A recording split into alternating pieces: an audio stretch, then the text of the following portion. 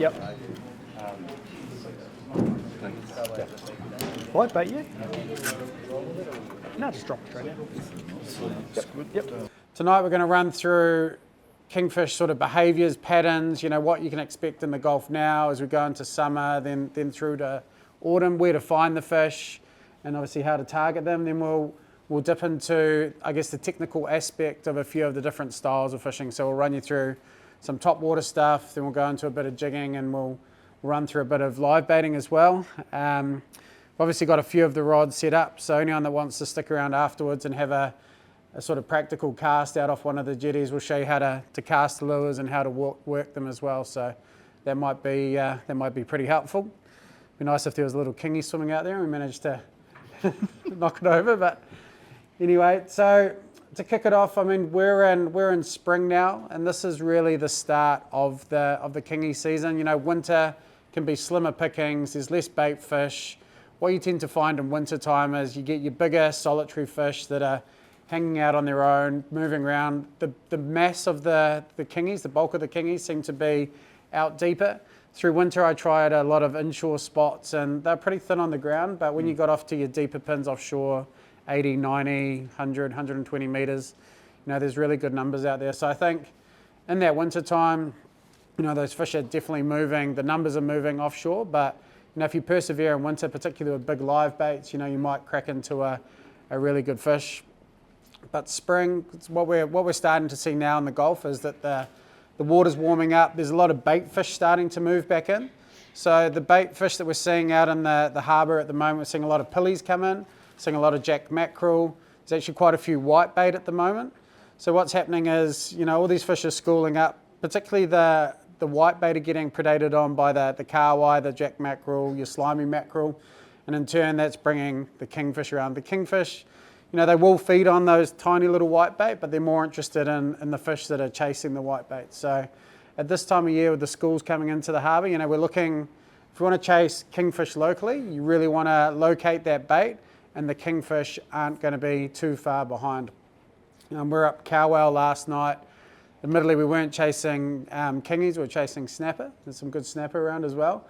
But there are a lot of bait fish, like heaps of big schools of kahawai, and they were all chasing those white bait. Big schools of jack macs on the sounder as well. So there's a lot of bait out there at the moment. So that tells me that there's, the kingfish will be in hot pursuit. This time last year, around, islands up around Kowal, we were seeing some fish upwards of 25 kilos. So this time of year, you've got a good shot at catching a really big kingfish in the Hauraki Gulf. So tactics, you can cast your top water lures. Inshore it's a bit hard to jig, but trolling live baits as well. So, spring's a really good time, and you'll quite often catch them if you're, throwing little jigs around, or if you're soft baiting as well, you'll catch one as bycatch. And quite often at this time of year, because they're around the schools of fish, which tend to be more out in the open, you actually have a pretty good chance of landing them on that lighter tackle. Because they're out over the sand, they're not hard on the foul. As we move through to, would you add anything about spring? Yeah, I'd probably get in there as early as possible. So the later the season goes on, sort of well into the depths of summer, trust me, by the end of summer, the kings have been that harassed by people throwing stick baits, jigs, live baits, all sorts. Even though there's a lot more of them around and you'll see a lot more of them, they can sometimes actually get a little bit harder to actually catch, because kingfish do get into a bit of a pattern where they do memorise what's going on. So when there's a lot of harassment around, they tend to sometimes sort of come off the bite a little bit. Also, deep into the throes of summer, when the water really warms up and there's a lot of kings around, there's also a lot of sharks around. So earlier on in the season, you tend to have a little bit less problems with bronzies, which we do have a lot of problems in the peak of summer. So we tend to try and hit them a little bit earlier in the season, and then the tail end of the summer, we leave it to the people that like losing stick baits to sharks. So definitely earlier on the season, I tend to find that the fish, because they come out of winter, like Scott was saying, really, really hungry. And kingfish are one fish, when they feed, they're actually quite smart about what they feed. They're going to always take a bigger, easier feed if they can, because they're one fish that actually, whatever they're about to eat, they want to make sure that they do not exert too much energy for what they're going to eat. So in the winter, that's why their metabolism slows down. They'll go for big, slower baits. But in the summer, obviously metabolism, a lot more bait round, and they're round feeding a lot harder, so you've got a far better chance of getting them from spring through into summer. But I tend to prefer the spring into the beginning part of summer, then the tail end. There's a lot round, but you'll tend to find they'll be a lot smaller. The bigger ones will sort of take off and they get a bit smarter.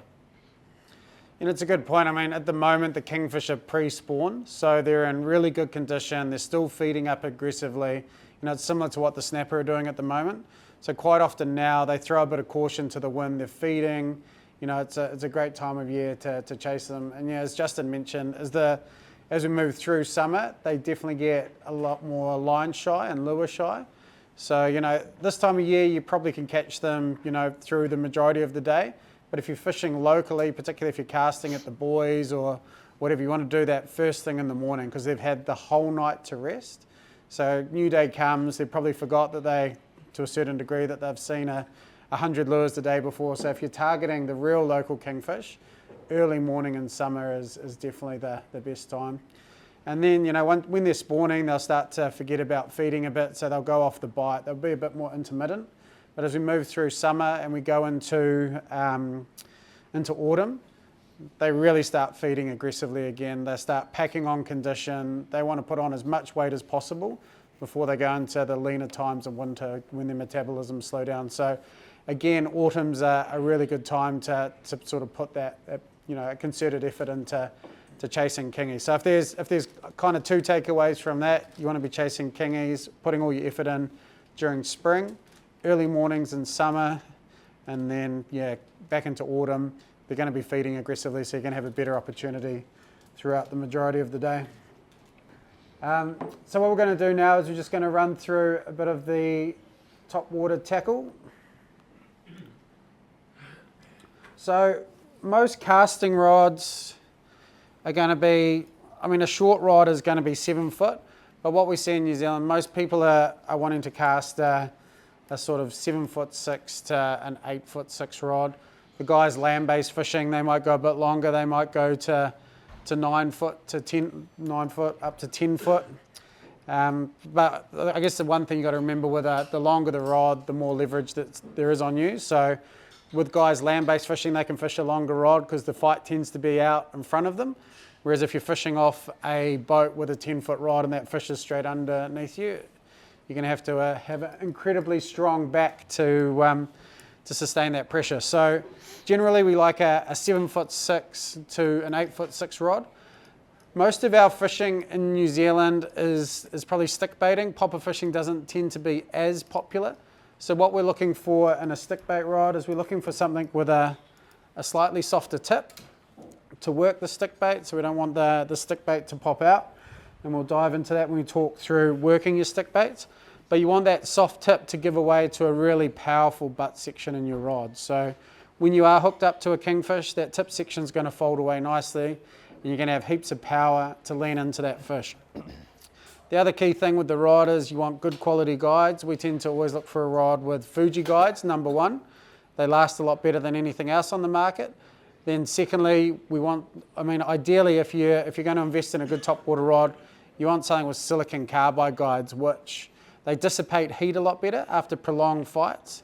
So you're less likely to chew out your braid, have any line failure. So if you're looking at a good topwater rod, always go for something with Fuji silicon carbide guides.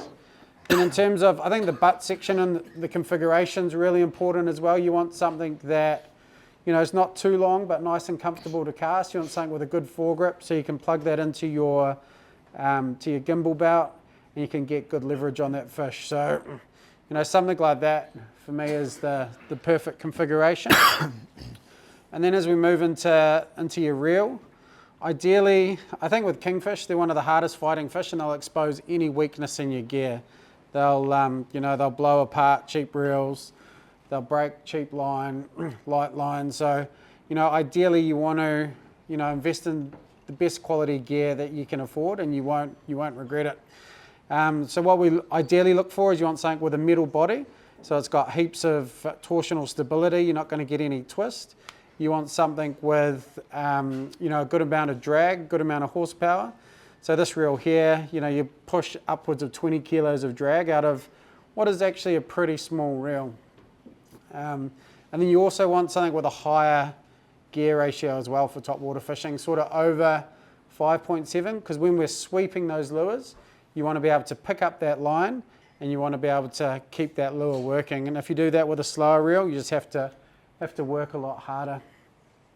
Ideally, you know, in terms of line weights for what we're using out here, I think if you're fishing the inner Gulf, you can probably get away with 50 to probably like P5 to P sort of 6 sets. This is a P6 set, but because it's a good quality set, we've actually got 100 pound on that. So you can put a huge amount of pressure through what's a pretty light set.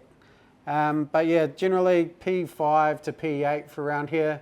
If you're heading to the Kings, Ranfurly Banks, and you're targeting those monster fish, you probably want to go P8 minimum. A lot of guys fish P10. And if you want to fish around, you know, the schools of fish out here and chase them on sort of lighter gear, you can go for something like a P3 style set and have a bit of fun, which is something more like that. What's your leader on here, sorry? On here is 130 pound. Yeah, so general rule of thumb on my P6 to P8 set, if I'm fishing out here, the barrier, Mokes, I tend to fish 130 pound and I don't have any issues. If I was fishing the Three Kings or Ranfurly Banks, White Island, I'd probably go up to 170. The guys fishing off the rocks, topwater fishing, they're fishing more 170 to 200. But then if you're, just because you want more abrasion resistance. If you're fishing on your lighter sets like your P3, I'd probably fish more of maybe like a 60 pound leader, you know, up to 80 pound if they were bigger fish. P5, yeah, somewhere between 80 pound and 100 pound.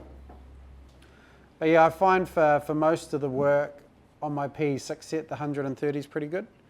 But you know, as Justin touched on before, as you progress through the season and the fish see more and more lures cast at them, they do become line shy. So I think going to a lighter line can be, well, lighter leader, you know, you might get a bite, but you also risk losing that fish if it's a bigger fish.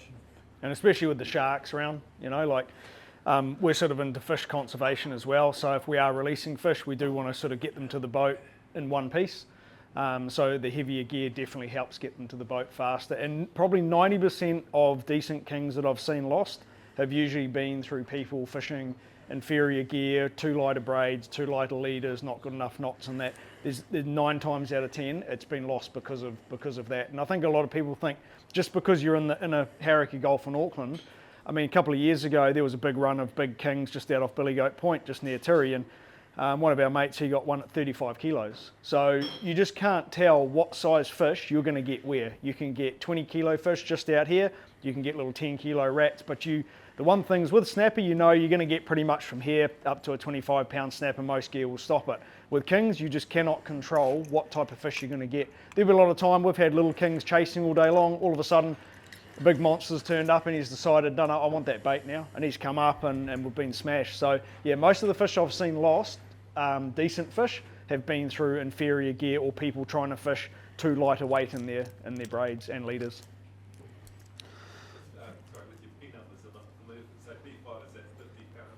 Yeah, so yeah, P can create a bit of confusion. So P5 is how they used to measure silk. So a lot of the braid manufacturers have adapted that into the measurement. So the general rule of thumb with braid, if you're in the tackle shop and you're looking at braid and you see a P5 that's 50 pound, you know, that's kind of like a middle of the road okay braid. As you start to move up into better quality braids, like the Saltiga 12 that I've got on that reel, it's P6, but it's 100 pound. So the breaking strain will be a lot higher versus the thinner line diameter. So the benefit about that is if you do hook a bigger fish, you're in good shape because you can pull on it pretty hard. But with the thinner diameter line, you can cast a lot further. So the thicker the diameter, the less sort of further you'll cast. So yeah, definitely, if when you are looking at braids, the lower the P rating and the higher the pound rating, the better quality the braid is generally. Yep. Then we come to, I guess, lures. Again, you walk into a tackle shop, there's a million different lures on the walls, but you know, I guess to simply explain it, for top water, we've kind of got 3 styles. So we've got your stick bait, which is designed to swim, dip and dive, act like a a wounded bait fish. I mean, if you've ever chucked a half alive fish back, or a fish that's a bit stunned, you'll see them sort of dart off a bit, try and swim, then come back to the surface, dart off a bit and swim. So that's what we're trying to replicate with a stick bait, an injured bait fish. Then you've got what we'd know as more of a traditional popper. This is probably more of a GT style popper that you'd use up in the islands, but that's designed to create a big bubble trail, big bloop, create a lot of attention. That can be good in winter time to bring the fish up. It can be good if the fish are down deeper and you want to bring them up and get them onto a stick bait. If the fish are feeding super aggressively, they will smash a popper, but 9 times out of 10 they prefer a stick bait. So sometimes you can cast these to get the fish up and then switch to a stick bait and you get the bite. I remember a time we were down at the Ramphilly Banks, you cast a popper and you just couldn't buy a kingfish. As soon as the stick bait touched the water, a couple sweeps, boom. So I think poppers do have their place, but stick baits tend to be a lot more successful. And then we've got a lure that's sort of a hybrid, so that's like more of a swim popper. So you get the best out of both worlds. It's got a cup face on it, so you get that nice big bubble trail, you get a bit of a bloop, and you can also swim it like a stick bait. And these are pretty effective. So, most of my stick baits in my bag, I've got a mix of these swim poppers, and then your more traditional stick baits too. It's pretty rare that I'd cast a big popper like that. And then the other difference with lures, you can buy a stick bait for probably $10 off Temu, and you can buy one for $300 from Yeehaw. And the main difference is, the wooden stick baits are handcrafted. I use a lot of the OTL stick baits. They're made locally up in Waipu by Michael Knight. He does a really good job, and because they're made locally, you tend to get them for a bit cheaper than what you would your Japanese style lures, but they work incredibly well. But the main difference between wood and plastic is you tend to get a more natural swimming action out of wood. It's higher density, and they just swim and roll a lot more naturally. Whereas a plastic bait, they tend to pop and they don't look as natural as a wooden stick bait. So what you'll find quite often when you're fishing a plastic bait versus a wooden bait, that the wooden bait tends to catch a few more fish. So that's why, these generally range from, like I said, $100 up to $300. But, if the fish are eating your wooden stick bait and you're watching your mate catch them and you're only casting a plastic stick bait, you would have spent that $100 in a heartbeat. So yeah, definitely a wooden stick bait is, they're worthwhile investing in. And certainly Mike up at OTL, he makes some great lures. Also, just be aware that the kingfish, despite what you think, he actually doesn't care what rod and reel it is. He doesn't really know how much money you spent on the rod and reel. So to me, it cracks me up. I do see a lot of people, they spend a lot of money on their rod and reel set, and then they'll go and buy the cheapest stick baits they can buy. And I'm like, the fish is not aware that you're fishing a $2,000 setup. What he's chasing is that bait. So that bait, to me, and Scott's the same, we put a lot of emphasis on what we're throwing out, because at the end of the day, it doesn't matter how good your set is, it's all about that lure or the bait, whether it's a soft bait, stick bait, jig or whatever. So we use as good as we can, because at the end of the day, that's what the fish is chasing. And I think size is really important. Kingfish are a smart fish, and like anything, they get tuned into bait. Late summer, they'll be feeding on little anchovies, so they'll be feeding on little bait. So, you need to go smaller than that. But, if they're feeding on big kahawai, you need to have something that represents what a big kahawai is. They're an incredibly intelligent fish. So you want to make sure that you have a lure that matches, the bait that they're fishing. And a lot of that comes down to what you see as well, So if you're out fishing and you see little terns dipping and diving in the water, kahawai ripping around on the surface, those fish are probably feeding on smaller bait fish. So, you can probably want to use a smaller stick bait. Whereas if you're offshore, there's big surface schools of kahawai, and you want to, replicate one of those, you want to go to a bigger bait. So something like that. So it does pay to have a few different sizes of baits. And then the other thing, when you're rigging your stick baits, a lot of them, a lot of your baits that come from, the major manufacturers in the store, they've been specifically designed with the hooks on them, so they swim right. Quite often when you buy, a custom wooden stick bait, it'll come without hooks. So it pays to ask the guys in the shop, what hook should I put on my lure, because they certainly swim better if you rig them, rig them correctly. Like a stick bait wants to be keeled, so it generally wants to have a little bit more weight in the belly, so it holds in and it swims. But quite often you can get away with you can fish a treble, a single, or one of your assist corded singles off the back. So again, it just pays to probably ask the guy that knows what to rig your bait with to make it swim properly. Because if you rig it too light, it's just going to, it'll dip and dive and fall out of the water. We want as natural presentation as possible. And then on the flip side, if you rig it too heavy, it's going to sink and it's going to look unnatural and it's not going to have that really nice pop that we're looking for. So yeah, it really pays to make sure that you rig your lure correctly.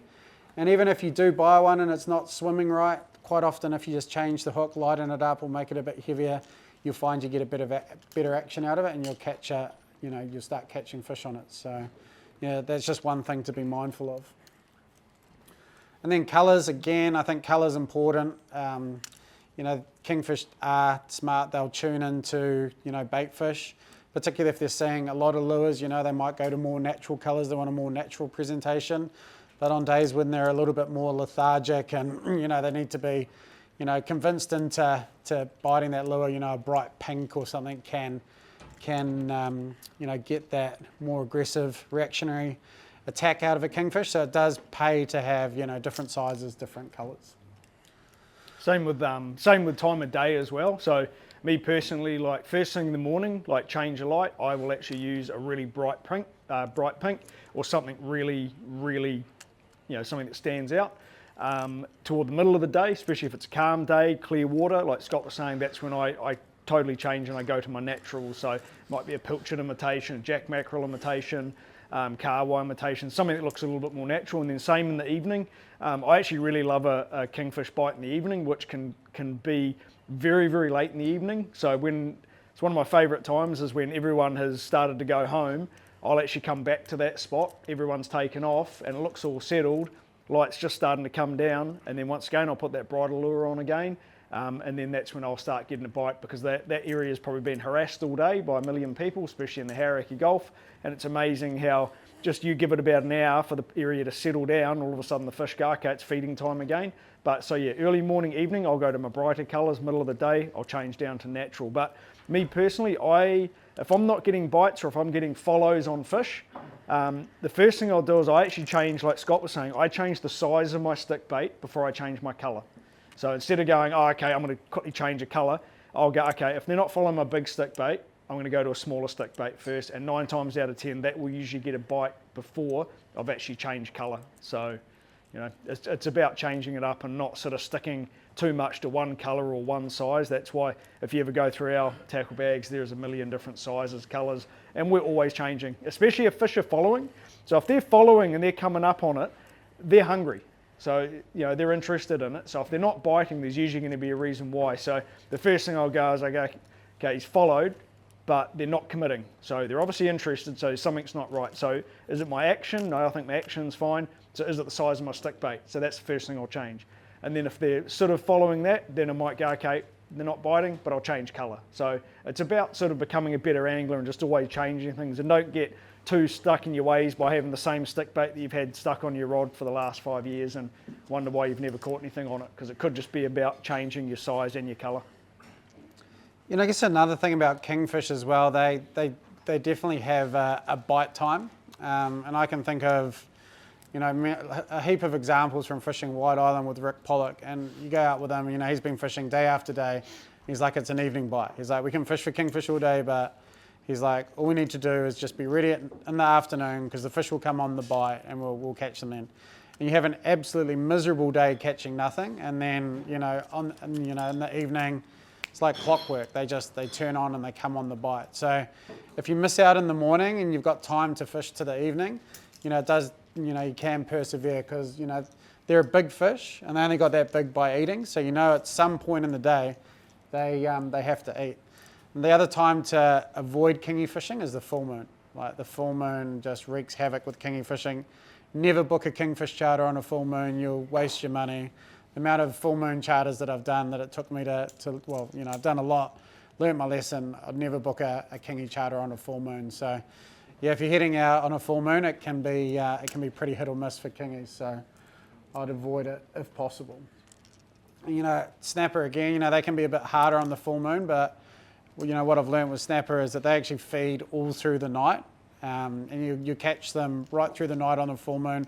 So I think their feeding patterns the next day are a little bit iffy because they've just fed through the night. And I haven't really tried to target kingies at night on the full moon, but potentially there's something in that as well. Maybe they're feeding through the evening or through that nighttime period. So yeah, we kind of touched on that, but there's a few key points. I think when you are rigging your lure, always squash your barbs or buy barbless hooks. I always carry a pair of hook cutters in case someone gets a hook in them, and in the last 6 months I've fixed 2 mates with those hook cutters getting hooks out of them. So if you can, always make sure you squash your barbs down. Particularly, the most dangerous thing probably with a topwater lure is catching a rat kingfish. You get it to the boat super quick, they come up, they're going absolutely NATO. You drop it, it's flapping around, you end up with a hook in your leg. If you can, flick them off with the gaff or a little hook remover. But yeah, trust me, if you don't take those barbs off and it ends up in your leg, you will wish that you listened to this advice. Yeah, and the hooks I tend to go for are probably little BKK barbless trebles. They hold in, they've got that in-turn point. So once they're in, they tend to hang in there pretty good, but they're a really good kingy hook to pop on your lures. And don't stress about barbless. I get a lot of people go, oh, what if your fish falls off? If you lose a fish through it being barbless, then you didn't pay attention to your angling, you didn't keep enough pressure on it, you didn't angle the fish properly. So the only time you're really gonna drop a hook out of a fish by it being barbless is because you've just been mucking around, and you might let the rod come all the way up and then a bit of slack line that shakes its head and can pop it out. So, when you're on a fish and it's barbless, you just need to keep the pressure on. Just make sure that rod stays bent the whole time. The second it starts straightening, wind back down. So you shouldn't lose any fish through barbless. Topwater lures, we touched on them again, but yeah, you've got your stick bait, your popper, then your little swim pop. So yeah, selecting a location, this is probably one of the most important things you need to probably put a little bit of thought into before you head out. Kingfish love a couple of things. They love current, structure, and obviously bait fish.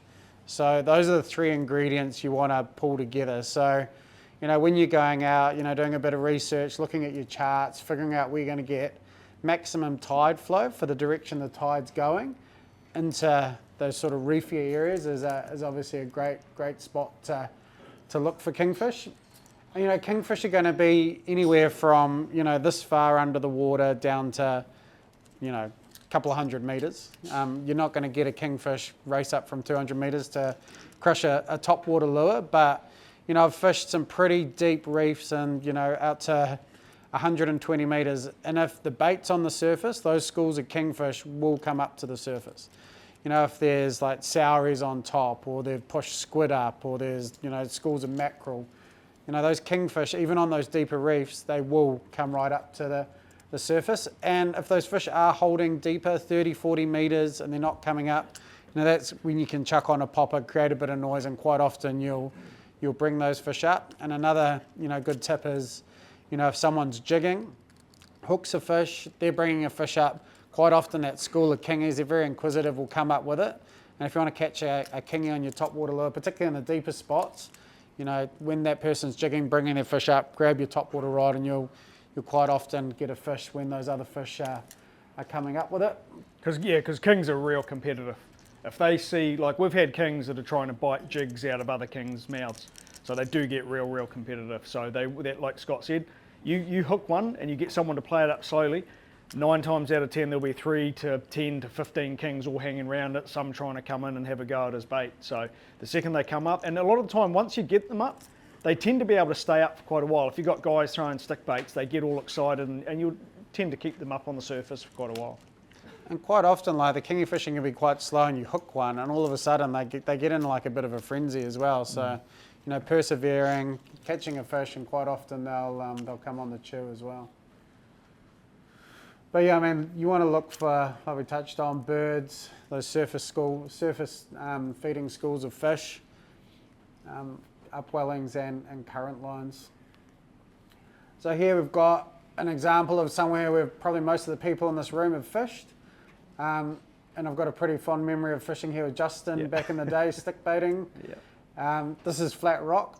So what we're looking at here, the blue lines are essentially the tide pushing north to south, so that would be our incoming tide. Those X's are those pressure points on the rock. So what's happening there is that the current's barreling into the face of the reef. It's pushing it up, all the food's coming up. Kingfish will sit on the top of the rock or on that face, and they'll wait. I mean, the tide's essentially a conveyor belt. It's bringing food to them. They don't need to waste a lot of energy. That food's going to come there. It's bringing up all the nutrients, so that's where you're going to find krill, smaller bait fish. You're going to get the kahawai on the surface. So, I mean, that there gives you a really good demonstration of, you can basically look at any chart and figure out spots where kingfish are going to hang out, but just by sort of applying that, the formula of the tide, the structure, where the pressure point's going to be, and that's where you want to start looking for your fish. And generally what you'd do here is you'd go up in front of the reef. Hopefully you could drift down with the wind and the tide. You'd be casting out in front of your boat, working your baits back to the boat, and then you're just drifting over that structure. What I tend to do is once I find the fish on the reef, they tend to sort of hang out in a very similar spot. So I'd drop a mark on my GPS and then I'd just keep going around. I always avoid, like if I'm fishing structure and I'm drifting down, I'll avoid ripping straight back up over those fish in the boat and putting any bait fish or anything down. I'll drift through quietly, hopefully catch a fish, and then I'll come back out and around almost like a D and start again and then drift down and just try and reduce the amount of boat noise and motor noise that we're putting across the fish, because quite often that can put them down. So yeah, just drift down, quietly motor back up rather than doing 20 knots back over the spot you've been fishing. And the other good thing about doing that, there's been a lot of times I've been with Scott and we've done it. We've actually gone out for that big drive up and all of a sudden another school that we didn't know was there has popped out sort of on the other side of the reef, and we're like, oh, we'll have a go out there. So while you're traveling up, just don't get too focused on just going back to that spot. Just keep watching what's going on. Those schools can move. You might have a few little turns, a few little birds, and go, oh, they've actually just moved out a little bit, because they do move around the reef a little bit. So so keep an eye when you're coming around to reset your drift. And it pays to just, drive back up slowly and leave a stick bait out the back. Like the amount of kingies that I've caught just driving back to a spot with a stick bait out the back, I've caught an absolute stack of them. So when you're driving back up, just get one of your crew to leave a stick bait out, cast it right out the back of the boat, trundle it back up, and quite often that's when you'll catch a fish. Or if you're not catching them, that's quite a good way to locate them as well. You hook one and you know that the fish are there. But just make sure someone's hanging on to the rod. Yeah. I recall a time where Scott had a real expensive rod of mine in one hand, and we're all looking out the front of the boat. Next minute his arm almost got wrenched because a king had grabbed him from behind. So it's honestly, any time a lure's in the water, you're fishing. It was only a Shimano back then, mate. I know, right? It's okay, it's fine. Could have lost it. So but any time a lure's in the water, that's why, like Scott was saying with the longer rods, the longer the cast you're going to get, the more time you're in the water. It's simple as that. Again, a rock that we've seen, but kingfish will patrol those washy areas. They'll use that as cover. They'll work that edge. Bait fish don't tend to want to go into it too much. They'll hang on the edge of it as well. So, casting back into any washy area, you'll get kingfish cruising, particularly, longer bits of coastline, points, rocky headlands. They're great places to cast because the kingfish will patrol looking for fish. So obviously surface schools are always a really good place to try. Kingfish will patrol the edges. They're waiting for one of those fish to move out of the school, become sick or injured, drop away. And when that fish leaves the safety blanket of that school, that's when that fish comes out and hammers it. A couple of tips for fishing schools of fish, which people regularly, I think, want to make big mistakes on, is casting straight into the middle of them because you put them down. And if you cast over them, you put them down. the amount of times that people go, oh, there's a massive kingy, there's something big in that school, and you see it just go, boosh, and it's a bird's flying over it. So what your stick bait looks like flying over a school of fish is a bird, and they don't like getting eaten by gannets or whatever's above them, so that quite often puts them down. So when you're fishing those big schools of fish, look, either cast behind the school to the side, but avoid casting straight into the middle, or casting over the school, because quite often it looks like a bird and it puts them down. So you want to preserve that school being on the surface for as long as possible so you can fish it. Because if they go down, the kingfish will go with them. What if, what about the fish are krilling? Would you toss the line in there? It's just not worth it. Well, these fish here are krilling. That's at the mokes. So the trevally and the kahawai, they're definitely feeding on krill because you can just see them going along on the surface. But the kingfish will still hang around them. Because the kingfish are wanting, They want to eat one if of they have them. a choice, they want a bigger feed. They're not worried about krill and stuff. So even though the kahawai and that won't be interested in a lot of lures you're throwing, the kings, they're like Scott said, they're still waiting for one of those kahawai and that to break ranks, and then they're going to be on them. So. Yeah.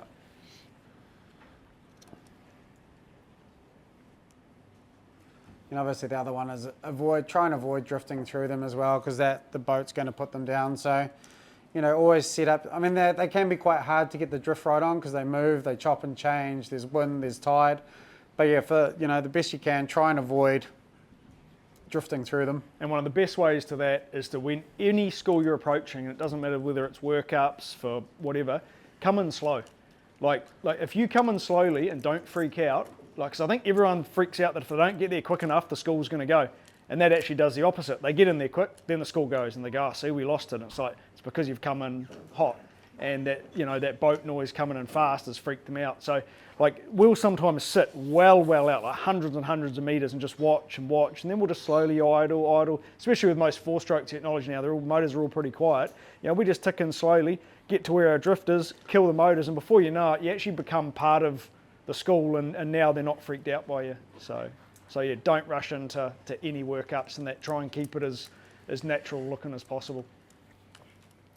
Again, Kings love structure. There is a mountain of marker buoys, poles out just out here, and they definitely hold a lot of kingies during that summer period. But again, you want to be Johnny on the spot. You want to be first there as the sun comes up, because once they've had a day of lures, they tend to become harder and harder to catch. And if you're struggling with lures, sometimes if you throw a live piper or a little jackmack in there, you can actually get a bite pretty quickly as well. If they're not on these. So, but yeah, definitely if you want to target all the boys out here, you want to be the first person out there. And the kingies should be starting to hold on them pretty well now. But what it's quite often a case of is getting out there super early, have a few casts at the buoy, nothing on it, just keep moving and jumping up all the buoys, and eventually you'll find where the fish are sitting.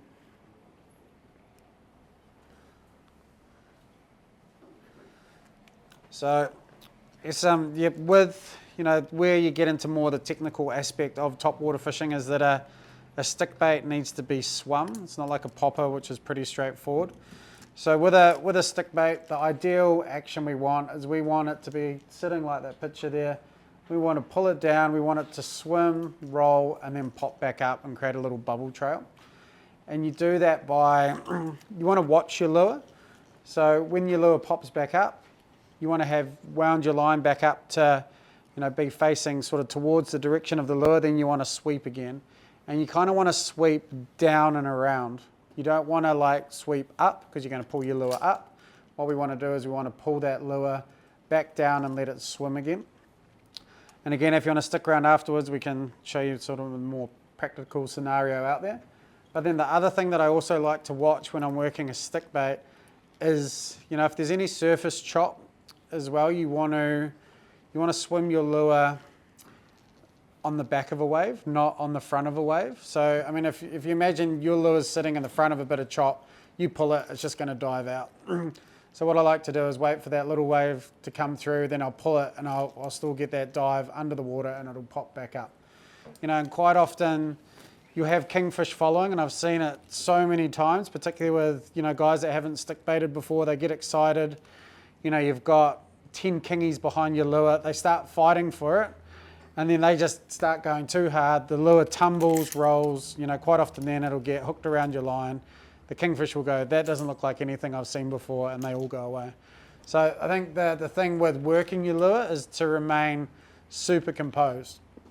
And you will get the odd bite when the lure's working, but most of the time when that lure stops and bobs, a kingfish will just come in and murder it. And because what's happened then is that bait fish, he's taken off, he's stopped, you know, he's stunned, he's not doing much. Kingfish wants to eat a bait head first, so when that lure stops, he can come in and he can smash it. So that's when you want to be ready and prepared for a bite. And remember, if you're getting a lot of chasers and they're hitting your lure, that's the total opposite time to change it up, because if it's chasing it, it's obviously likes what you're doing.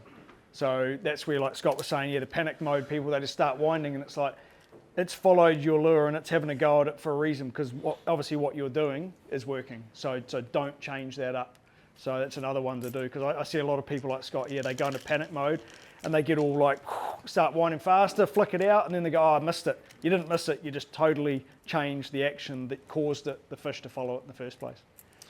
And then, I mean, you know, the flip side to that as well, if I want to create, you know, try and get fish's attention that are lethargic, I'm not seeing fish, I'll rip that lure real fast across the top so it's skipping, and then I'll stop and swim it. And that first part of that, I just want to grab some attention, like it's a bait fish ripping away, and then I'll start moving my lure like I actually want to hook a fish. And quite often, yeah, that first initial boost will get fish, you know, ripping after it. See a lot of the guys like J.E. Wilds who fish off the bricks. I mean, I haven't employed this technique much myself, but they'll get a follow, the fish will turn away and disappear, and they basically get their rod and just throw that stick bait straight back at the water to create a massive splash, to like get that kingfish to turn around and come back and look. So, you know, that's another thing. If you've got fish coming up, they disappear, you want to get their attention real quick again. Decos. You know, just, yeah, you can just detonate it back in the water, and, you know, they might come back and have a look. How deep do those sink? They sink? These No, are on floating. the surface. So if you want to fish a sinking stick bait, so I mean the times to do that is if it's very rough, because these just, you know, if it's crazy rough, you're really going to struggle to swim those. And if the bait is a bit deeper and you want to fish down where the bait is, you can use a sinking stick bait. Yeah. But I think half the fun with stick baiting as a floating one is just seeing those kingfish come up and try and eat your lure. Like, it's something you don't really want to miss out on. Yeah, I think that's what caused me and Scott for our love of lure fishing, especially topwater, because we know live baits are successful and like very successful, and we used to love seeing the bite. But you know, the hard part about it is obviously getting live bait sometimes. So with the topwater, it's almost the best of both worlds. You don't have to go out all day catching live baits. You've got your stick baits there, but you also get the visual strike of the fish. So you get that sort of adrenaline rush of seeing the fish hit, and you got the benefit that you don't have to wait all morning sometimes to catch no live baits. So it's a real good compromise between the both.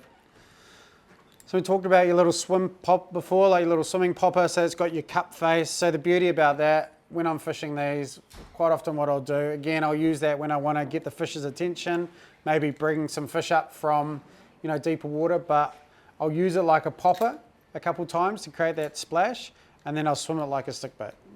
Pop it, swim it. So, you know, with a swim pop, you can get the best of both worlds. Whereas your traditional popper, again, like we touched on before, it's just got your straight cup face. That's just going to chug, create a massive bubble trail, look like a, you know, a heavily wounded fish, create a lot of noise and commotion. Again, good if the fish are sitting out down deeper, you want to bring them up, or if they're fishing, or if they're feeding, you know, super aggressively, they'll smash a popper. Then the other thing you can do with your stick bait, as well as you can also kind of give it like a little walk the dog action. So if you just use little tip movements, you can sort of just get them to bob and dive and swim. So again, it just looks like a little bait fish going, you know, through its everyday business. Quite often that also gets a bite too, particularly if you want to give your lure a more natural, lifelike presentation, just little short dips with the rod, and you'll get that just bobbing and swimming really nicely. And to help those stick baits swim really well, we use a really, really high quality split ring, and then to a very, very high quality swivel And the reason is because we can now interchange all our stick baits really fast to poppers, to different sizes, to different colours, but also it allows that head to move exactly where it wants to move. Where some stick baits, if you just tie a knot onto the end, that's all good, some of them swim all right, but you've now sort of essentially clinched that nose off, so every time you pull it, it's going to sort of go straight away to where your knot is. Where with the swivel allows your head to have a full range of movement. Yeah. So I mean, it might be a bit hard to see, but that's what Justin's talking about. You got your swivel to your split ring. So yeah, good range of movement. Your stick bait's going to swim really naturally, and then just super easy to retie. And the beauty about doing that rather than retying is your leader doesn't get shorter and shorter and shorter. And you have to retie your leader knot, which can be a little bit of a pain. So yeah. And also for safety wise as well, we always advise whenever you're travelling, and we don't mean like just travelling back up to your spot, but if all of a sudden you go, we've got an hour's travel, I recommend to everyone to take all their stick baits, poppers and that off their rods, because you'll be amazed how we've seen them sitting in rod holders, someone hasn't taken their big heavy stick bait off. Two things, it can damage your rod, can be there banging against high-end graphite rods. Secondly, if you come off a big wave and your stick bait pops down and the hooks come off where it was, you've also, all of a sudden now got 130 gram stick bait with two big trebles flying around the boat. So it's just a bit of a safety thing. So we always advise, same with your jigs. Like the amount of times I see boats doing about 30 knots with big metal jigs sitting on their jig rods, whacking against them. You know, it's going to damage your rods and also potentially cause a major injury. So. And then I guess a couple other, key things you want to carry with you. Like I carry just a whole box full of just split rings, all different sizes. Then I also carry a whole box full of swivels as well, just all your different sizes. So I can match my swivel and split ring size to the lure I'm using. Like I don't want to put that massive split ring on a tiny little lure because that's going to negatively affect the action. A couple other key things that I always take are a really good pair of split ring pliers. I think these are about $100 a pair, but they open a split ring like so much better than your little cheapy ones, and it makes a massive difference, particularly when you're using those big split rings, because it takes quite a bit of force to open them up. So you really want a good quality pair of split ring pliers. And then the other thing as well, I mean, probably one of the most important connections is your braid to leader knot, and we always tie an FG knot. Like, don't waste your time with anything else. Once you learn how to tie it, it's super easy. But for your heavy line, I use a couple of PR pullers, which you can find in your more specialist tackle shops. But what you do with those, because you want your FG knot to be as tight as possible, once you've tied your knot, you wrap your leader around one end, you wrap your braid around the other end, because you can't hold it with your hands as tight as you need to pull it, and you absolutely crank on it. So it's super tight. Because quite often when a knot will let go is when someone's fishing, particularly heavy tackle, they haven't tied the knot tight enough. And when it comes under that massive amount of load and drag when you first hook a fish, it'll just cinch up too fast and boom, that fish is gone in a heartbeat. So those are really good for tying FG knots in your heavier braid and leader. Like a PR puller? Yeah. I bought these from Yeehaw. But yeah, they're a really handy tool. And I mean, the only way that a FG will ever let go is if it's not tied tight enough. So that's a good insurance policy. And even if an FG looks rough, as long as it's been tied tight, it actually doesn't matter how ugly it looks. As long as it's been tied up tight, you'll be good. And it's probably close to, I think it's close to 100% knot strength, and it's super thin, so you can cast it all day long. If you're trying to cast like a back-to-back uni knot, you're going to blow out guides. That knot's going through a huge amount of pressure every time you're punching it through your guide, so it's going to weaken the knot. So something like that just lasts a lot better as well. Like, I mean, quite often with a FG knot on my rod, I'll leave it on there for 3 or 4 trips and it's totally fine. So yeah, definitely worthwhile investing in learning how to do that.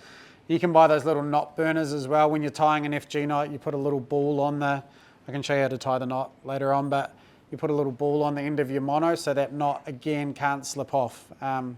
You can use a lighter, but I find that to be a pretty handy tool as well. So there are a couple of other essentials. And then, also secondary to that, I'll take a hoipa hooks and different rigs as well if I need to, weight a lure differently or rig it up. So it's always good to do that.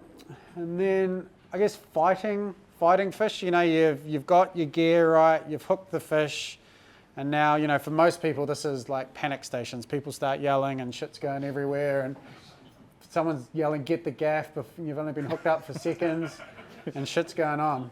At that point in time, if you just need to calm down, steady the crew, and then get your shit together and focus on fighting the fish. But I think the general rule of thumb with kingfish is the harder you pull on a kingfish, the harder he's going to pull back. So if you want to stand up and scrap a kingfish, you need to make sure that your gear is up to it. Because if you want to have that style of fight with him, he's going to expose anything wrong in your gear. If you're fishing lighter line, then you probably want to take a more softly approach. Quite often with kingies, if you hook them and you slowly guide them away from like a reef or a rock, they'll follow you. It's called walking the dog. They don't think much is going on. They can feel a little bit of pressure, but quite often you'll lead them away. And then, if you're fishing super light line, the other thing I'd say is don't be complacent whether you think that you're far enough away from the reef, because I've hooked big kingies when I've been trying to catch live baits, like jagging them out at the mokes, and I've taken the bait like 100 metres off the rock. Then okay, well, we're out in the clear, I'll get stuck into it here, and he's just gone straight back. So yeah, if you do hook a fish on light line and you're leading him away, try and lead him away for as much as you actually can.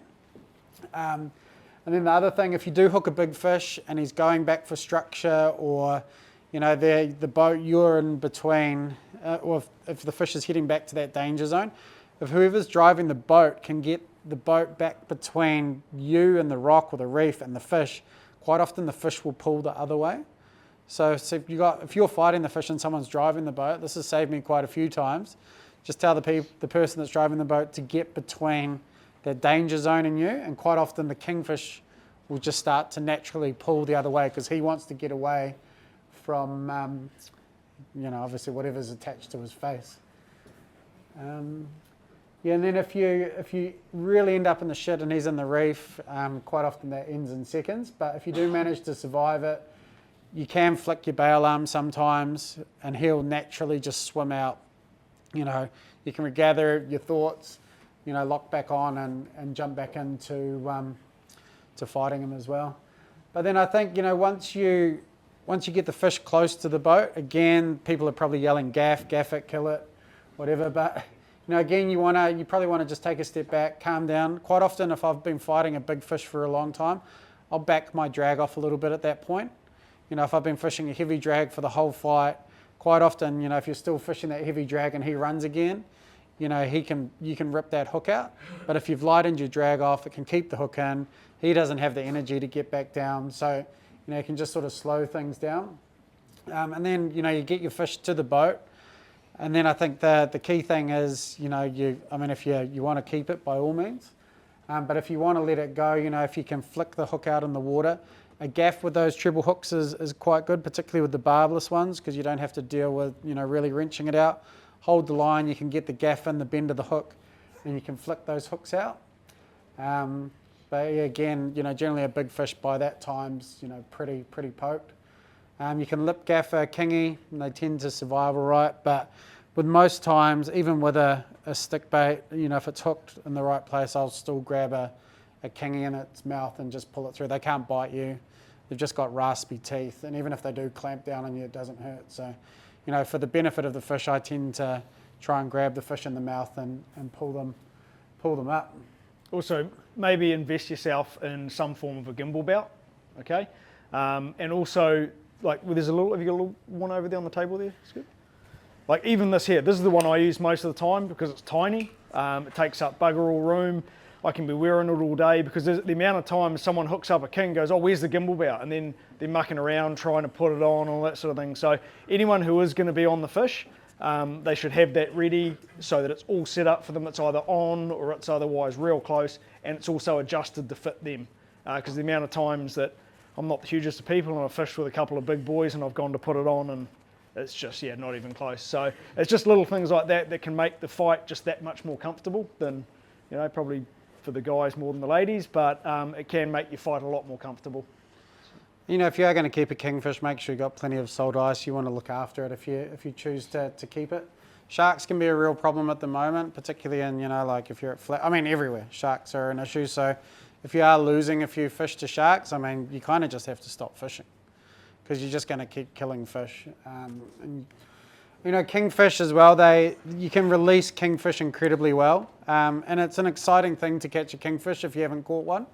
And, you know, quite often, you know, if people get into a good kingy bite, they haven't caught kingies before, they end up with 4 or 5 dead kingies, and it's kind of just a waste. You know, one kingy tends to go, you know, around a good number of people. So, you know, the more we can preserve kingfish, the more there is for everyone, and the more we can catch as well. So. And they're extremely better eating when bled. So, trust me, every single king, make sure it's bled really, really well. It will just absolutely change the way you eat kingfish. So. I remember a kingfish we got down at White Island, and they'd on pursuit, and they'd caught it George, and that was the 5th time they had caught it. Yeah. You know, it's incredible how well they do survive. So, What's the best way to bleed a kingy? Is it cut the tail or? I tend to, like, if I get a kingy on board, I will, I'll get a tail rope and I'll wrap it around its tail. I'll icky it, and then you just flick it in behind the gill and let the blood drain out. And if you don't want to attract sharks, I'll actually do that into a bucket rather than putting all the blood back into the water. Because, you know, quite often, you know, if you kill one, you know, I think once one kingy gets eaten, it's just a full-blown, you know, feeding frenzy. So, you know, if you do catch one and the sharks aren't a problem and you do want to keep one, I'd bleed it into a bucket as well rather than putting that blood back into the water, because as soon as they smell that blood there, it's game on for them. Also, I know a few people that have done the tail wrap and they've just tied it off on the bollard and gone back fishing, and next minute there's a bronzy munching on the king on the side of the boat. So, yep. So that's it for the top water stuff, unless there's any questions or anything. Rather than a split ring tying it onto it, is it okay to use like a swivel with those hooks? I wouldn't use a clip swivel, nah. No. Just not strong enough.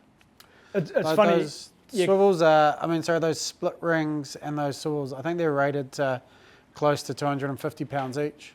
Yeah, and there is even, like, I've seen high quality swivels that have got clips on them that are, the swivel itself's rated to 200 pound, but the actual clip part is probably only rated to about 30 pound. So yeah, so no, I definitely wouldn't use clips, because like Scott was saying earlier, like, we don't like any part of our gear to fail, and like where I learned all my techniques was from the Japanese. So the Japanese perfect every single thing they do. If they do it for a reason. They don't like stuff to break, they don't like stuff to fail, so every single connection they have, they're all about what is the best connection I have for my stick bait to work, but also so that I'm not going to lose anything. So yeah, so the other problem with clips as well, clips can tend to have, they're always going to have little sort of tag ends on the clips. You know, mono can get wrapped around there, it can you know, twist up on itself. So that method there with this real good quality swivel and then a real good quality split ring, we've found to be absolutely the best. If you think about that clip swivel, it's only been held on by that tiny little bit of wire that's looped over. You know, it's only probably like 3 or 4 mil, where that's gone through a whole split ring. Yeah. So And those to have- split rings can pop, Yeah. swivels can pop open. Yeah, so like big game swivels, yeah, they'll hang on, but the downside to that, you've now got a swivel that's, you know, 400 pound, 500 pound, which is now going to potentially put the fish off the bite, ruin how the stick bait works. So yeah, so that method is definitely the best. All right. So we'll touch on some jigging. some jigging stuff. Yep.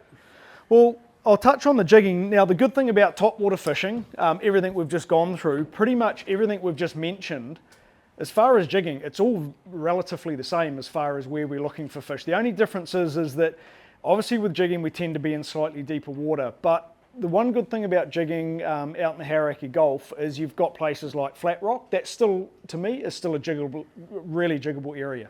So anywhere to me 30 metres and above, I find still to be quite good for jigging. You obviously won't jig quite as far, and the first thing you'll do in the shallower water is you'll drop your jig weight down. So the one key secret with jigs, okay, jigs are heavy metal lures. They want to be as straight up and down as possible, okay? The amount of times I've seen guys struggle in deeper water with jigs that are far, far too light, and the jigs are sort of off on a sort of 45-degree angle, they just don't work as well. So you want to have a jig that suits the depth that you're fishing. So in the Harrica Gulf out here, say if I was fishing flat rock or anchorite, I'd be using probably a 2 to 250 gram to a 300 gram. A 400 gram is going to be excessive. I'm not going to need that sort of weight. And anyone that's fished a 400 gram jig all day long, it's a bit of a workout. So as far as the gear goes, like obviously I'm holding a rod here that's far shorter. Now the reason it's shorter is because we don't have to cast, okay? So there's no need to cast, so there's no need for a long rod. It still has a longer butt on it, and the quality of this and the power it's got is exactly the same as what we've just used. It's just a different style. So because we're jigging, the rods tend to be a lot shorter.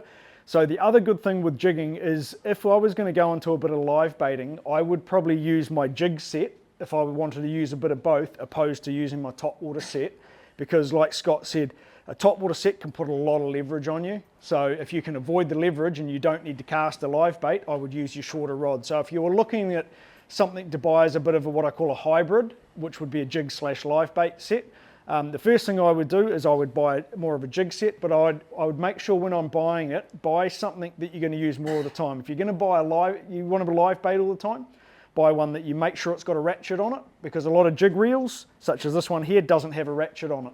Okay, so what I mean by that is it doesn't have the little clicker on the side. So when that's out of gear, I'm in free spool, and that's it. Where if you have a ratchet on the side, you can click it into gear, so it means that I can put it there out of gear, and it's not going to overrun. So if I want a fish to run away with it, okay, it's a bit of a funny one. People buy a jig set and they don't realise it hasn't got a clicker, and then they go to live bait and wonder why they can't keep it in free spool. So the one thing with jig sets as well is they're a lot nicer for people to fish with. So especially if you've got some newbies and that and they want to tackle really big kingfish, I tell you right now, I would rather be on a set like this than the topwater set.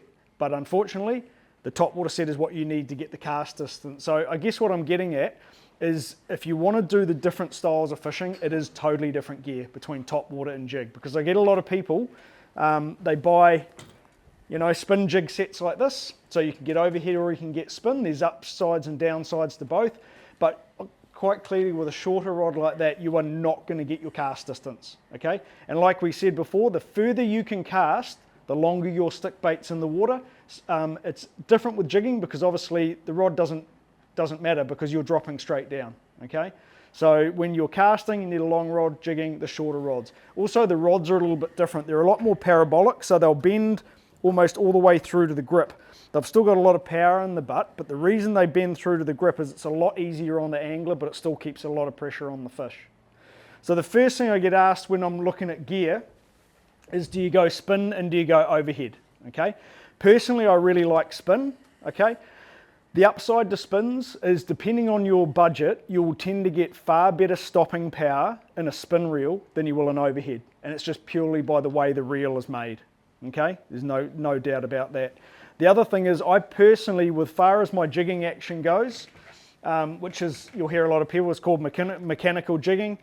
Okay, with the spin, that's about my action. It's just more of a rod flick, okay? It's actually quite mild. Where if I'm using an overhead, for the jig action, I'll tend to be a lot higher. Okay, straight away, I've got a bit of a bung elbow at the moment, so straight away I can feel that's going to hurt me a lot more. So if people are quite new to it, believe it or not, with the spin stuff, it's actually a little bit easier to actually get action in the jig. The other thing is, when you do hook a fish, because everything's balanced, the weight's all under there. So especially if you've got newbies, like the first time I had my wife catching kingfish, she found this really easy because with the overheads, she had to have it in a gimbal and it sort of kept going everywhere, where with the spin, everything was under there.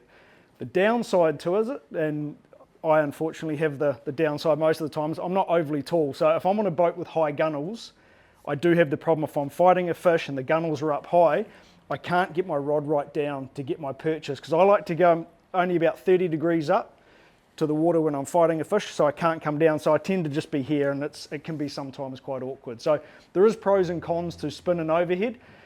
The other one benefit over spin is, if you're trying to get away with one set to do both, you can buy a jig spin set and you can go what I call a high speed, so not a PG, this is a slow speed. You can go a high speed and you can put that on a topwater rod and it can sort of do both. So it means you could buy two rods and have one reel. But a lot of people these days, they tend to go for the overheads because they tend to be a little bit easier to jig. They get a good action, and then a lot of people like to use them as also for live baits as well. So exactly the same thing when I'm looking for my fish. It's exactly the same as the slide Scott showed you. If I'm fishing near a reef, I'm gonna set my drift up, and the first thing I do is actually before I even drop jigs, I go up to roughly where I think I'm going to drift, and I'll actually stop the boat and I'll actually see if I do drift through that drift line that I wanted to. So like Scott said, you'll find the fish, I'll come up around, and I'll just make sure, because there's an amount of times where you go, okay, I'm pretty sure I'm going to drift there, but all of a sudden it takes you off and you totally miss your target. So it's worthwhile doing it properly, getting yourself right up, setting where your drift's going to be, and then heading down so you make sure you hit that bite zone all the time. So as far as jigs go, the one thing I like with jigs is I like a stalling action. So like I said, a lot of this will sound really repetitive to topwater because it's exactly the same thing. We're targeting the same fish, targeting kingfish. So they feed exactly the same, whether it's topwater or jigs. So what I mean by a stall action is, so when we're doing that mechanical jig, so when we've done the lift up, okay, as we drop it and we retrieve a bit of line, what this jig does is, because you've just pulled it up, now that is not a lot of the time where they've hit it, okay? What happens is now that jig will stall and it actually starts to fall back down as you're retrieving it, and depending on the style of the jig, this is a Daiwa backslide, and the reason it's called a backslide is because it does exactly that. It basically goes backwards and slides. So what happens is you get that stalling action, and like Scott said with the stick baits, that's that time where the kingfish goes, that's my time to bite it. Okay? That's why a lot of times people will be jigging and they think it's coincidental. They'll be jigging away, and then they'll feel, oh, they're like, oh, it just bit me on the way up. It didn't actually bite on the way up, it actually bit while the jig had stalled. So that's when it's come and grabbed it, and when you've gone to go up again, that's when it's usually hit, 9 times out of 10 with kingfish. So when you're looking for jigs, I tend to like a jig that I know has a lot of slide action on it. So it's not always easy to tell by looking at the jig, so that's when you need to talk to your tackle guys and you go, hey, I want a jig that's going to be very good for a stalling action and that, because you'll see a lot of jigs, some of them are really big tail weighted. I tend to use those more for harp hooker and really, really deep conditions, because sometimes these jigs here, to get the maximum action out of them, they don't sink quite as well as some of those big tail weighted ones, but everything's a bit of a compromise. If you want to get down like a big bomb, you're going to have to use sometimes those jigs, but you do compromise in the fact that they don't have as good action. So for me, I would rather persevere and have the best action and give them the best chance of me hooking a fish as I can. Now, you'll see that jig there, okay? Now, you'll see there, just if anyone's wondering, the hook's on the top, okay? Unless I'm going for bluefin, I don't have a hook at the bottom, for the reason being is that kingfish are an induction feeder. You'll know what I mean by an induction feeder. So basically, kingfish come up to whatever they're going to eat. It may look like they come up and they bite, but what they do is they open their mouth, they open their gills, and they pull about anywhere from 2 to 5 litres of water into their mouth. So what happens is, because a lot of people go, well, how do they bite that jig? They're not actually biting it. What they're doing is they're coming up and they're going to suck that bait fish into them. Now, that's 400 gram jig, and that hook weighs bugger all. Everyone can guess probably what's going to get sucked into the mouth first. It's going to be the hook. So that's why they come up, they suck it in, that hook literally just goes straight into the mouth, and that's when you tend to get a hook up. Okay? So, and the reason we have it round the centre of the body is because kings don't tend to come up like pesky snapper and whip away at tails, okay? They come in, suck a big volume of water in, usually from centre mass, because that's where centre mass or head is where they come in to suck it in. So by that hook being around the head / middle section of the body, you've got your best chance of it being hooked. So when you see jigs that are rigged like this, I wouldn't tend to change them unless they've got really poor componentry on them, but I would keep that type of system. And just like we did with the stick baits, I've got a really good quality split ring on there, but do never tie to that. Don't ever tie to the split ring, okay? For a couple of reasons. You tie to the split ring, I can get my nail in there and I can shave filings off there so it's real sharp. So the mono can work its way around to the gap and you can get yourself cut off. The other thing is essentially if we take that jig away, I've got a solid ring there. So if we were live baiting, we would have our line going straight down to the hook. Would everyone agree on that? Okay? So therefore, the jig really is only there as the lure, okay? You don't want to be tying on to jigs per se, okay? So you want to be tying onto the solid ring. The other reason we tie them to the solid ring, just like we do with the stick baits, is when we want to change jig colours, jig weights, all we do is we get our split ring pliers that we've already got from our Topwater, and you can interchange your jigs within 2 minutes. Real fast.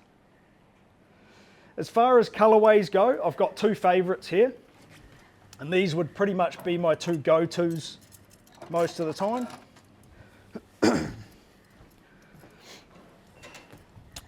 Pink Lumo. So anything with a pink Lumo silver is one of my absolute go-tos. That would probably be my number one. Also worked really well for bluefin for us this year as well.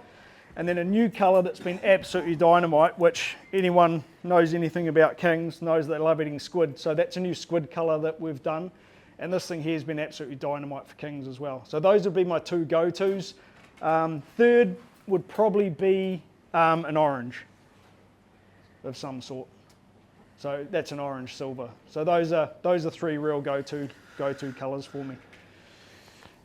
As far as the gear we use, it's exactly the same principle as the Topwater. We're using a good quality PE6 or PE8, depending on the depth.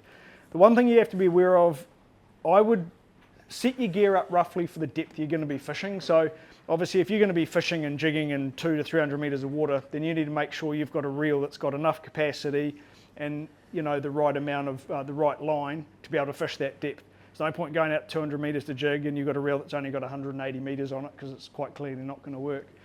But the same principle applies. We fish as heavy as we can because, like I said, when you're jigging for kings, and this is even more so, you have no idea what size fish you're going to catch.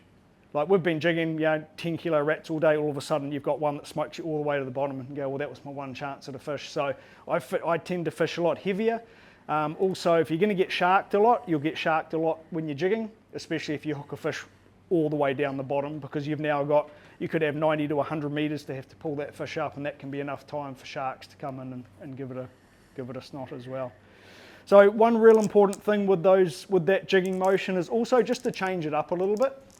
So like I said, we'll have real high lifts. This is a sort of a pretty standard way I would jig. If you guys watch any like jigging videos, you see all the Asian guys and the guys that have done big trips and that, and you see them absolutely going hammer and tongs, they're just going for it. They'll do that for about 2 minutes until the video stops. I can assure you of that. That's all for show, okay? The best thing with jigging that I can advise to you is get into a good rhythm and a good technique. A good technique will get you a lot more fish and you'll be able to jig all day long. Just like Topwater, you got to keep jigging all day long. Like when I go jigging, I literally go until my elbows fall off. I think that's why Scotty sometimes likes it, because he can sit back and have some lunch and I just keep jigging. So I've got myself a technique that it's still quite hard to do all day, but I can sit there. It's just a rhythm that I know my body can do, because if you do, you go that mad one, you're there for about 5 minutes and you go, no, I'm done. And then you tend to get out of rhythm and you don't end up jigging for a long day. So, and you'll be amazed how many times you need to jig and jig and jig. And you could have done 10, 20 drops, and it could be that 21 drop that gets you the fish. So to me, don't stop jigging, especially if the fish are there, especially when they start coming up. So one thing I'll look on my sounder, if I see the fish all the way hard down the bottom and I see the bait cruising around and the bait's not really balled up, it's sort of scattered all over the sounder and that's pretty much telling me they're not really feeding. Because if the bait's all scattered around, they're not balled up and the kings are sort of just cruising around the bottom, they're not really feeding. What I'm looking for is all of a sudden when that bait all of a sudden tightens up and it becomes either a circle or sort of like an oval, and it starts all of a sudden moving about halfway up. And when I say halfway up, it doesn't matter what depth we're in. I'm just looking for bait to start moving up, because what happens is that means the kings are starting to come under them and they're starting to ball them up, and those fish start going, okay, we're in trouble. So the bait fish start getting into a ball, they start moving up, and then that's when the kings start and grab them. And that's the times when I know that, bang, they're on feeding. Because like Scott said, kings don't feed all day long, okay? But that's why you need to be prepared when you do, find them. Be prepared as best as you can for that time that they are biting. Any questions on that so far? The leaders we use are exactly the same. Minimum roughly around 130 pound is what I use. Even in the Hauraki Gulf, like a lot of people go, that sounds a bit extreme, but like I said to you, you just cannot tell what size fish you're going to catch. So, so I like to give myself the best chance I get, but if I do hook a fish, and it is going to be a nice one, I want my best chance I can to stop it. So that's why it's really important as well with these, especially any lever drag reels you're using. Check your drags, set your drags before you go out, because the amount of times that, because when you come back, they should all be loosened off and things like that. So you want to make sure when you get out there that your drags are all ready to go, because the last thing you want is to hook a fish, all of a sudden the drag's backed all the way off and you can't stop anything and get smoked into the reef. Where do you typically set it? As far as pressure-wise, Right, yeah. so this reel here, I would probably have set, I set it quite heavy at strike. I'd probably be around the sort of probably 8-9 kilos at strike, and then Hold the line with, yeah. So this is set up light because I set it back, but I'll get it to the point where if I wrap it, it'll start cutting into my hand a little bit, but I can sort of pull it out, not too bad. With these overheads, the fish tend to be able to pull a bit of line off them a bit easier with the spin gear. The spin gear, like I said, it just definitely puts a lot more stopping power on the fish. But like I said, there is pros and cons to fishing overhead and for spin, but they do both have their benefits. So like I said, if I got a boat with low gunnels, personally I'm going to go spin. The jig action's a lot smaller. Like I said, it's more of like a little wrist flick, can be a lot easier. The reel rod's balanced. And if I've got a boat with low gunnels, getting my rod down doesn't bother me, and I've got a lot more stopping power. So The rule of thumb with your line weight versus drag is you should set it to 1/3 of your line weight. So if you're fishing 80-pound braid, you set it to 12 kilos. Yeah, or 37 kilos, 12 kilos. So yeah, if you want to fish heavier, and then generally, particularly on a lever drag from strike to sunset, sunset doesn't lock your reel up, it adds about another 1/3. So you're still below that range of, if you're fishing a good quality braid, your knots and everything good, nothing should snap. You should just be able to fish a little bit heavier. Yeah. But yeah, generally 1/3 of your line weight. So yeah, so as far as, like I said, as far as jig weights, that one really depends on where you're fishing. You want to be as light as you can, because the lighter it is, the easier it is to jig. But if you're putting a light jig down and you find that you're not even getting to the bottom, or it's drifting miles out, then it's quite clearly too light and there's no point even dropping down. So most of the places in the Harry could go for 250 to 300 gram, be perfect. 400 gram is something I'd be using probably 90 meters and above most of the time, because like I said, they're not fun to jig with real heavy jigs. So it'll be a short day jigging. I hate wasting time fishing, and one of the good things you can do with those reels is whenever you're jigging, you should always have multicolored braid, and you should be looking at your fish finder. You can see where the kingy signs start. So quite often you can be in 150 meters of water, and those kingies might start at 60. There's no point in going all the way down to 150 meters and then jigging up through 60 meters of no fish, then coming into the fish where you'll hook one, and then jigging again, you just tire yourself out. So looking at your fish finder, using your coloured braid and just dropping straight down to where the fish are. If the fish start at 60, I might go down to like 80 or 90. If there's a bit of drift or a bit of current, you might have to go down to 100 just to allow for that line angle. But you can really target the depths you're fishing and spend a lot more time where those fish are. So yeah, make sure you're always putting your lure in the zone rather than fishing the dead spaces. Again, if there's no fish between the surface and 40 meters and you're just jigging that zone, don't come up to the surface again. Keep an eye on how many colors are coming on your reel, and then when you're still 40 meters down, just drop again until that line angle blows out and you have to come back up and reset. But yeah, that lets you fish that targeted area a lot better. Yeah, so like I said, it's like any style of fishing, it's about being efficient. And yeah, with the way the electronics are these days, pretty accurate. And like Scott said, with the multicolour, there's no reason for you to be not fishing, within that zone. So. And the other thing is, if you are drifting and you're drifting a bit fast and you want to get your jig down a bit deeper, I'll quite often cast my jig in front of the drift as well. So I might cast at 10, 15 meters. So it's sinking as the boat's coming up to it. And then by the time I'm actually jigging, I've got that line angle, and then, it'll eventually blow out. But if you can cast up ahead of your drift, and you want to get a bit deeper, if your boat's drifting a bit too fast, then you will get in that zone for a bit longer. And like Scott said, Scott touched on earlier, the jigging actually goes really good hand in hand with topwater fishing, because the amount of times that, someone on the boat's been wanting to topwater fish, and you've had 2 or 3 anglers all catch kingfish on jigs. It's amazing. All of a sudden, you watch the sound and they start moving up, and then that would be the time that I'd start throwing my stick bait. So it's 2 styles of fishing that to me go really, really well hand in hand. But probably the best bit of advice I can give, whether it's jigging for kingfish, whether it's topwater for kingfish, no matter, to be honest, however you're targeting kingfish, if you want to target kingfish and target kingfish only. The amount of times I've taken people out and they're like, oh, we'll go for kingies, and like Scott said earlier, they're not biting all day, so you might have had a little morning bite and then they're not biting, they're like, oh, let's just go snapper fishing. Yeah, it's all good, you can go snapper fish for a little while. Problem is, a lot of the time you tend to not go back and go kingfish fishing again. So we sort of prepare to come back with nothing, and if we're going kingfish fishing, we put our best foot forward and we go, sometimes prepared to come back with nothing, but we're going to put every bit of effort in to go kingfish fishing and to catch them, whether it's on top water or jig. So we just keep punching at it. So perseverance will get you fish. Like if you look at all the top anglers that catch a lot of kingfish, whether it be top water or jigging, you can guarantee they will spend a lot of days catching nothing or a lot of time catching nothing, but they would put the effort in, so when that fish does turn up or the bite time does come on, they've got the best chance over the people that gave it sort of 5 minutes and then just went off to their sort of traditional stray lining for some snapper and anchor up, and then all of a sudden, oh, should we go kingfish fishing? Oh, no, I've had a beer, I can't be bothered now, and then and then all of a sudden you become, oh, that top water fishing is not that successful, or that jigging doesn't really work, and usually it's because people probably haven't put the time and effort into it, in my opinion.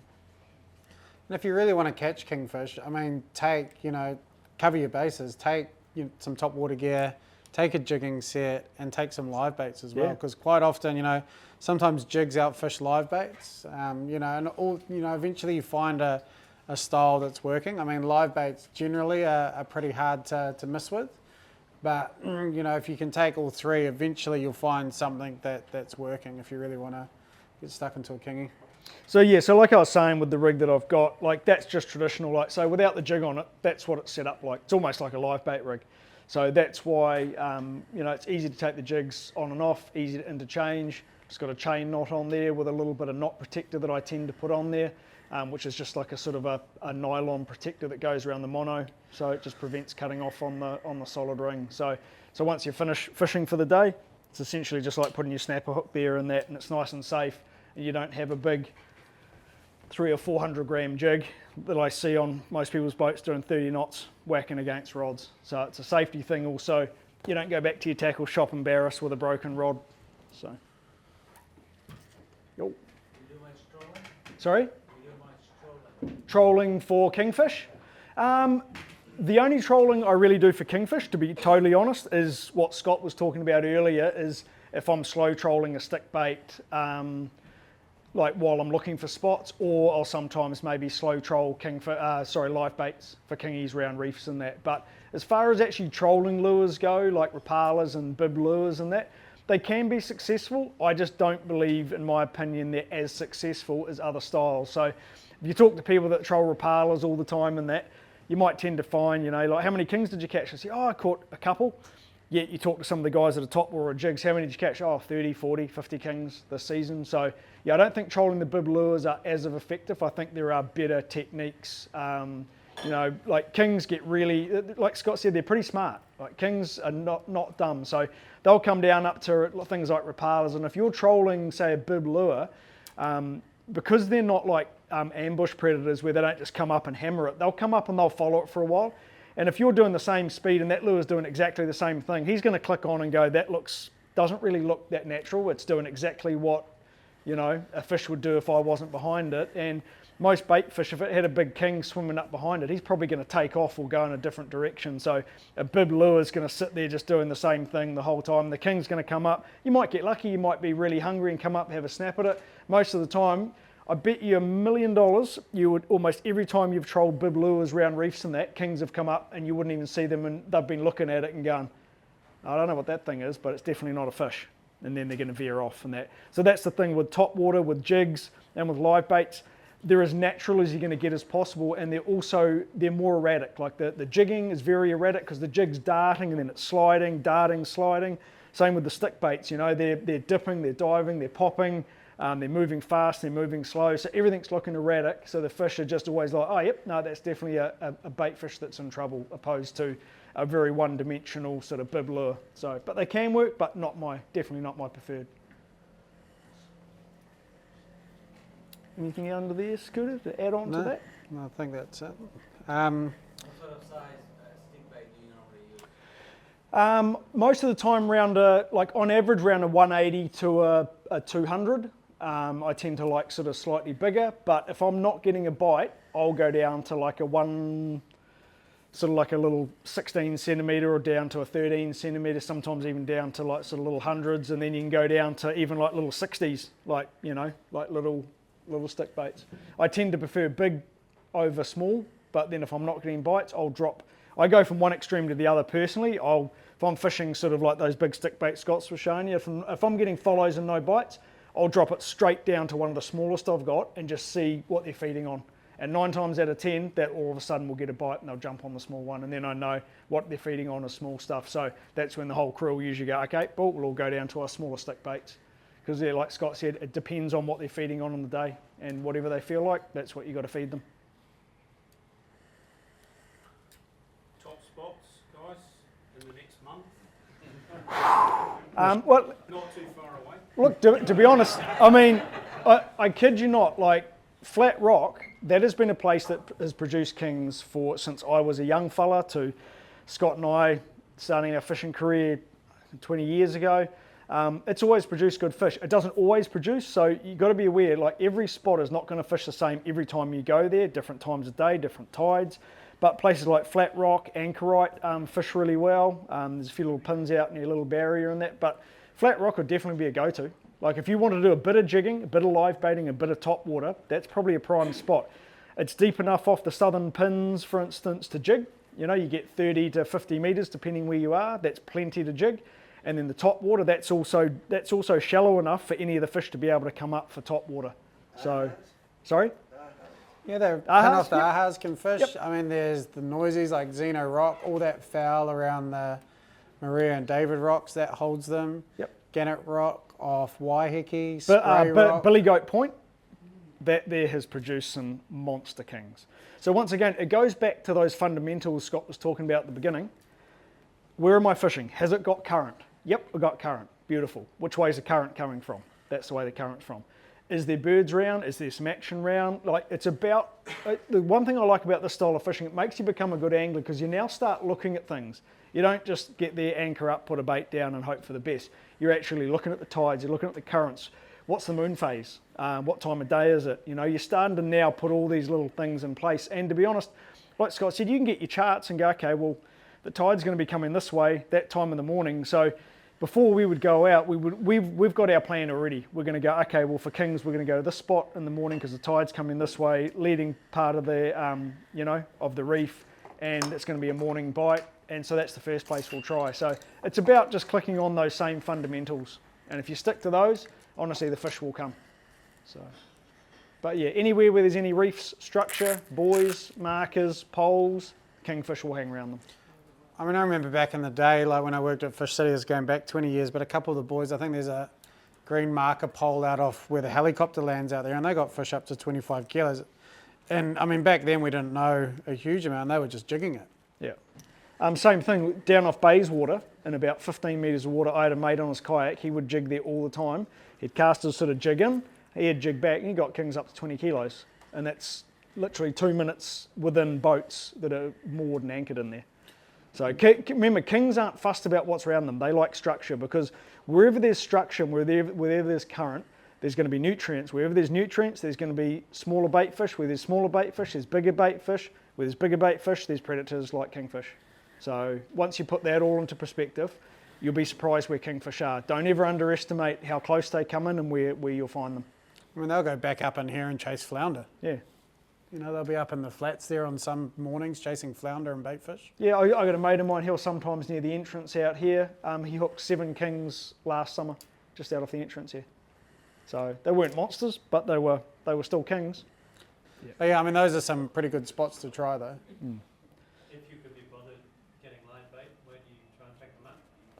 Live bait at the moment, like it's super easy to catch. So At the moment, I mean, I live up in the Hibiscus Coast, so I'll leave from Gulf Harbour or Big Manly, and just in 20 to 30 metres in Whangaproa Bay at the moment, there's just schools of jackmacks and slimy mackerel. So Yeah, I'm the same. I'm up at Snells Beach, same thing. I'll just, from 5 minutes out from where I launch, I'll just look at my sounder, I'll see balls of it. you get them out on the way out to like the Rakino Wreck. You tend to get quite a few schools of jackmacks out there as well. But They tend to be easy to get early in the morning, Yeah. like before light. Yeah, those schools you'll catch all through the day if you can find them out in the deep. But if you want to catch them around like the inshore reefy areas, then you need to go early with a burley bomb and try and pick them up. But even around Tiri now, there's a heap of kois on all the like little rocky points and stuff. So, burley and a small jig. If you can catch a koi, that's probably one of the best baits there is for kingfish. You like turbocharged jack mackerel. Same with piper. Man, if there's a piper, you have a live piper out and there's a king, even within his vicinity, that thing's getting eaten. Absolutely. But yeah, there's a heap of bait out there at the moment. But yeah, definitely looking in around sort of 20, 30 metres. Yeah, you'll find the bait pretty quickly. What's the best way to fish live bait? With balloons? It depends on the depth of water you're fishing. If you're in the shallows and you're anchored up and you're fishing back into structure, definitely a balloon's, a good way to go. The main thing with a balloon is it holds your bait up and it doesn't let it go into the bottom and get all snagged up. So, a balloon in shallow water, definitely. As soon as you're start getting out a little bit deeper, putting your, fishing your live bait on a sinker is definitely the way you want to go. And you want to have, like a metre, maybe a bit longer trace down to your hook, and then have your sinker above your swivel. Two things there, your bait just swims a lot more naturally. If you do get busted off by a fish, he won't be carrying around that sinker, so he might survive. But then you can adjust your sinker to the depth of water you're fishing. So, if you're in shallow or the fish are up high, you might fish a 2-ounce sinker, but if you're in 150 metres of water and there's heaps of current and wind, you might fish, fish 16 up to 24 ounces for kingies before. So you definitely, in shallow, use a balloon to keep your bait up and out of the foul, and then the deeper you go, start using a sinker in that trace method. And then when you're hooking if you're fishing with a balloon, you tend to hook the live bait at a 45-degree angle, start below the top fin, angle it up, and then pull it out. Always make sure there's no scales on your hook, because if there's a scale, chances are it won't penetrate the kingfisher's mouth. So always do that. If you're fishing a little tiny bait, like a little piper or a little jack mac, you tend to hook them behind the anal fin. So you just put a little hook, and then again, fish a small hook. You don't want to fish a massive hook. Get a good quality little live bait hook so it doesn't kill your bait and it can still swim naturally. But then if you're drifting a bait, always just pin it through its nostrils, essentially. You don't want to shut its mouth closed, because then it can't breathe and it's not going to swim very well if you're suffocating it. So pin it sideways through the nostril, and that bait will swim quite happily. And you can sort of actually, to an extent, control how the fish swims depending on where you put the hook. So if I've got a jack mac and I want him to swim head down, I will go under the anal fin under the bottom, because now he's not going to want to push up, because if he goes to push up, he's hitting against the hook and trace. Same thing, if I want him to sort of stay up, I can go sort of behind, the top of the anal fin up, the rear part of the thing, and it will keep his head up a little bit as well. So. And then if I'm fishing like a big carwai, like a 2-kilo carwai, I'll quite often bridle rig them. So you actually get like a heavy bit of braid or rigging material, and you put a loop through their eyes. It creates a loop. You loop your hook through, so your hook's actually sitting out in front of the fish or above it. And then again, that bait can move really freely. If a big kingy eats it, that hook's not going to bury back into your bait. It's super free, so you're more likely to hook it too. So bridle rigging your big baits is good, particularly if you want a slow troll one, because it doesn't have that hook through it. He'll swim quite happily for most of the day. So bridle rigging is good, particularly if you're trolling live baits. And also just be patient. Make sure you give them enough time to eat it. Like the amount of time I've seen people panic because they see a kingfish come up on their bait and bang, people have chucked them together, started winding, and the thing hadn't even eaten it yet. So. And don't be scared of using a big bait. Like a 20 kilo kingfish will eat a 3 kilo kawa. I remember being at the Mokes and my mate caught one of those massive big kawa in his popper. I was like, I'll grab that. He's like, what are you going to do with that? I was like, I'm going to live bait it. And within seconds, I had like a 25 kilo fish. So don't be scared about using, a big bait. You'll definitely get through the smaller fish and end up with a that big fish. 35 kilo one that the mate got out of Billy Goat Point last year, that was on a 3 kilo kahawai because he caught it because none of the kings would touch any stick baits. They just weren't feeding on that, and he caught, like, the kahawai was huge. And the reason I know it was huge is because it was still sticking out of the thing's mouth when I saw him hold this thing up. And like I said, tail was on the floor and he's holding this thing up here. It was an absolute monster. And that's, Billy Goat Point's just out of Tiri. Just out of Rakino. Like, you're talking real close in. So there can be big fish anywhere. So. Cool. Anyway, well, we can wrap it up there, but we can take these rods down and we can have a cast and we can show you the poppers and the stick baits. And if you want to have a cast with the rods, you guys can have a go as well. So we can jump down there and have a crack. Yeah, sweet. But yeah, thank you very much for taking your time to come down here. Thank you very much.